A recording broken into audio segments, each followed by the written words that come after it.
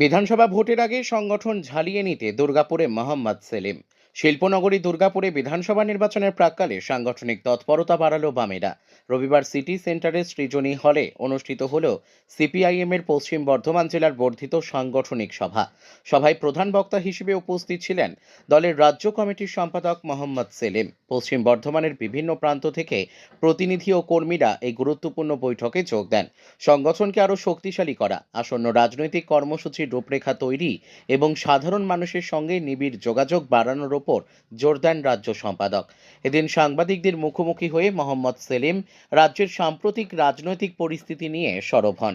তার কথায় উঠে আসে মূল্যবৃদ্ধি, কর্মসংস্থান সংকট, কৃষক ও শ্রমজীবী মানুষের সমস্যা। তিনি বলেন, একই সঙ্গে দলীয় কর্মীদের উদ্দেশ্যে তিনি বলেন, এদিন কর্মীদের দলীয় ঐক্য ও শৃঙ্খলা বজায় রেখে একযোগে কাজ করার আহ্বান জানান তিনি। শিল্পাঞ্চল দুর্গাপুর দীর্ঘদিন ধরেই বাম রাজনীতির শক্ত ঘাঁটি হিসেবে পরিচিত ছিল, তবে গত কয়েকটি নির্বাচনে সেই প্রভাব কমেছে। ফলে প্রশ্ন উঠছে, দুর্গাপুর থেকেই কি পুনরুজ্জীবনের বার্তা দিতে চাইছে বামেরা? রাজনৈতিক বিশ্লেষকদের মতে রাজ্য সম্পাদকের এই সফর শুধুমাত্র সাংগঠনিক বৈঠক নয়, বরং কর্মীদের মনোবল বাড়ানো ও মাঠে নামার প্রস্তুতির বার্তা। ভোটের আগে জেলা স্তরে এমন বর্ধিত সভা স্পষ্টতই ইঙ্গিত দিচ্ছে যে সংগঠনকে তৃণমূল স্তরে সক্রিয় করাই এখন দলের প্রধান লক্ষ্য। তাহলে কি শিল্পাঞ্চলে ফের জমি খুঁজছে বাম শিবির? দুর্গাপুরে এই বর্ধিত সাংগঠনিক সভা আসন্ন বিধানসভা ভোটকে সামনে রেখে কৌশলগত পদক্ষেপ বলেই মনে করছে রাজনৈতিক মহল। সংগঠনকে ঝালিয়ে নেওয়া, কর্মীদের ঐক্যবদ্ধ রাখা এবং মানুষের ইস্যুকে সামনে এনে লড়াই গড়ে তোলার ডাক, সব মিলিয়ে সেলিমের এই সফর বার্তা দিল ভোটের আগে মাঠ ছাড়তে নারাজ সিপিআইএম।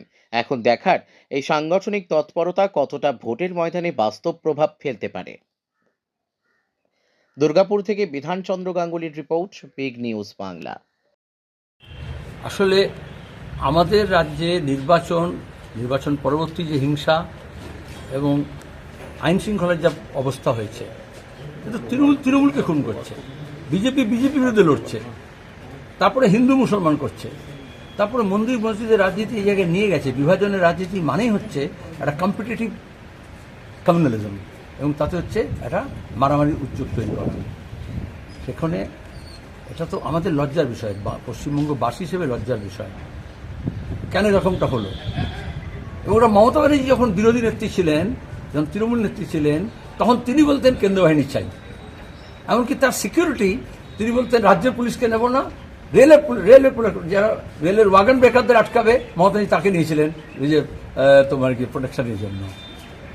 তাহলে ক্রমাগত আমরা বলতাম রাজ্যের হাতে অধিক ক্ষমতা দিতে হবে। বিজেপি বলো, তৃণমূল বলো, দক্ষিণপন্থীরা চায় কেন্দ্রীভূত ক্ষমতা, কালীঘাট করবে না, নাগপুর করবে, নাহলে দিল্লি করবে। সুতরাং তারা এই যে ওভার সেন্ট্রালাইজেশন, তারা ক্রমাগত মমতা ব্যানার্জি দেখবেন যে আরএসএসের প্রোগ্রাম অনুযায়ী আমরা কিরকম বলছি, ক্রমাগত রাজ্য নিজের এখতিয়ারকে কনসিড করছে। এই যে ভোটার লিস্টও দেখো না তুমি, কিভাবে রাজ্য নিজের এখতিয়ারটাকে কনসিড করছে এবং ক্রমাগত কেন্দ্র তার এলাকা বাড়াচ্ছে। তাহলে এ বাহিনী হোক বা ও বাহিনী হোক, আমরা অভয়কাণ্ডের সময় তো দেখেছি কলকাতা পুলিশ মমতার নির্দেশে যা করেছে, রাজ্য পুলিশ যা করেছে, তার জন্য রাজ্যসভা মেম্বার হয়েছে। আর জয়েন্ট ডিরেক্টর ইডিসিবি যা করেছে, তারাও আবার প্রমোশন হয়ে গেছে। তাহলে দলদাস পুলিশ হলে সে আইপিএস কেন্দ্রের আন্ডারে থাকুক বা রাজ্যের আন্ডারে থাকুক, বিজেপি সরকার আন্ডারে থাকুক বা তৃণমূল আন্ডারে থাকুক, যদি সংবিধান না মেনে, নিয়ম না মেনে, আইন না মেনে, যদি মদ, মাৎসর্য, পোস্ট রিটায়ারমেন্ট বেনিফিটস, জমির অ্যালটমেন্ট, ছেলেপুলের চাকরি বাকরি, ব্যবসা, তার জন্য যদি কাজ করে, তাহলে কেন্দ্রীয় বাহিনী বা রাজ্য বাহিনীর কোনো তফাৎ থাকে না। তখন বাহিনী হচ্ছে বিপজ্জনক হয়ে যায়, আর তখন জনগণ নিজস্ব বাহিনী তৈরি করতে হয়।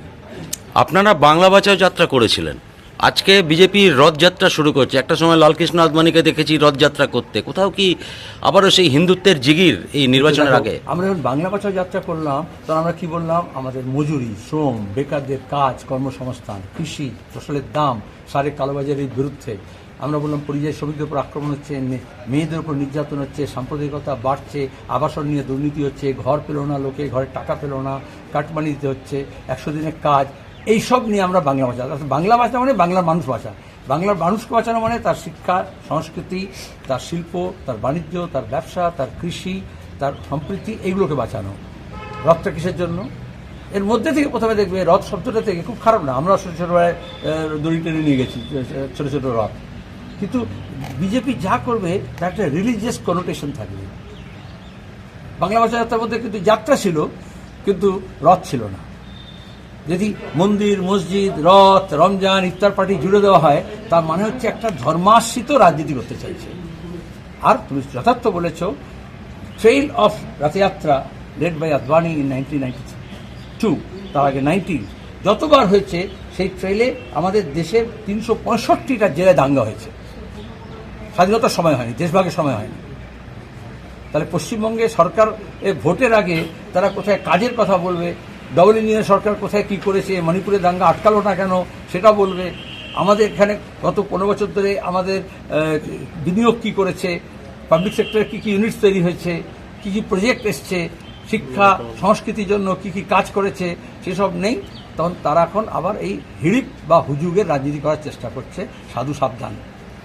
এসআইআর এর তালিকা বেরোলো গতকাল, এখনও প্রচুর মানুষ বিচারাধীন রয়েছে, এমনটাও আমরা কালকে সেই তালিকাতে দেখলাম। একটা সময় বিজেপি বলেছিল 1 কোটির উপরে বাদ যাবে, আবার তৃণমূল সুপ্রিমো মমতা বন্দ্যোপাধ্যায় তিনিও আশঙ্কা প্রকাশ করেছিলেন কয়েকদিন আগে 1,20,00,000 লোকের নাম বাদ যাবে, কিন্তু বাস্তবে তো সেটা হলো না।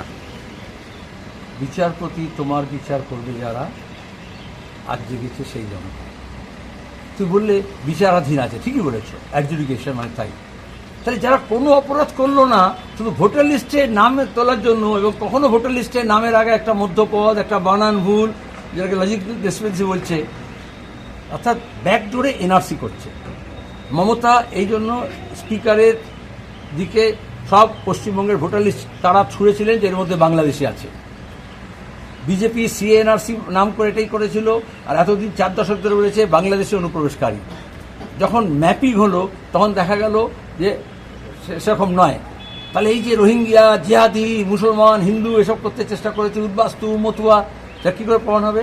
তাহলে আরএসএস এর বই থেকে একটা পাতা নিয়ে ইলেকশন কমিশন এসআইআর করলো, যেটা অপ্রয়োজনীয় ছিল। মমতা বললেন আটকে দেবো, আটকার নেই। মুস্তারি বানুকে আমরা পাঠিয়েছিলাম, প্রথম মামলা করি আমরা সুপ্রিম কোর্টে, অনেক নাটক হলো, তারপরে কি হলো? এখন বলছে বিচারাধীন। তার মানে কি? যে একেবারে বিএলও থেকে বিডিও, এসডিও, ডিএম থেকে সিও, যাদের এই কাজটা করার কথা ছিল তারা ঠিকমতো করলেন না, তারা আরও বিবাদ তৈরি করে দিলেন। আচ্ছা, এর আগেও তো এসআইআর আছে, এর আগেও তো ভোটার লিস্ট হয়েছে। যখন বামফ্রন্ট ছিল, ওই যে 2002 ভোটার তালিকা বলছিল, তখন তো ভোটার লিস্ট তৈরি হয়েছে। তখন কি কেন্দ্র বাহিনী লেগেছে, বিচারপতি লেগেছে, জুডিশিয়ারি লেগেছে, অ্যাডজুডিকেশন লেগেছে, হিন্দু মুসলমান করতে হয়েছে, জিহাদি করতে হয়েছে, বাংলাদেশি করতে হয়েছে, মতুয়া করতে হয়েছে। এখন কেন করতে হচ্ছে? বিভাজনের রাজনীতির ফল। আরএসএস যে সনাতনী নাম করে হিন্দুত্ববাদী যে রাষ্ট্র তৈরি করতে চাইছে, জার্মানি হিটলার যেরকম ইহুদিদের গ্যাস চেম্বারে পাঠিয়েছিলেন, সেখানে টার্গেটেড বিশেষত বাঙালি মুসলমান। এই জন্য দেখবে ভোটার লিস্ট দেখে হয় উদ্বাস্তু, নয় মতুয়া, নয় হচ্ছে মহিলা, আর তা নয় হচ্ছে যেখানে যে বুথে মুসলমান নাম দেখেছে একই বুথে। আমি তোমাকে মিনাখা সন্দেশখালী থেকে কুচবিহার পর্যন্ত লিস্ট আমাদের সারাত স্ক্রুটিনি করা হয়েছে, প্রত্যেকটা বুথ ধরে বলে দেবো যে লজিক্যাল ডিসক্রিপেন্সি নাম করে যে এই মমতা যাদেরকে দলদাস করেছেন, কারা করেছে প্রথমে? এই বিডিও, এসডিওরা। তারা আইন মেনে করলো না, সংবিধান মেনে করলো না। তাহলে যারা মমতার হয়ে চটি চাটছিল তারা এখন বিজেপির হয়ে করছে।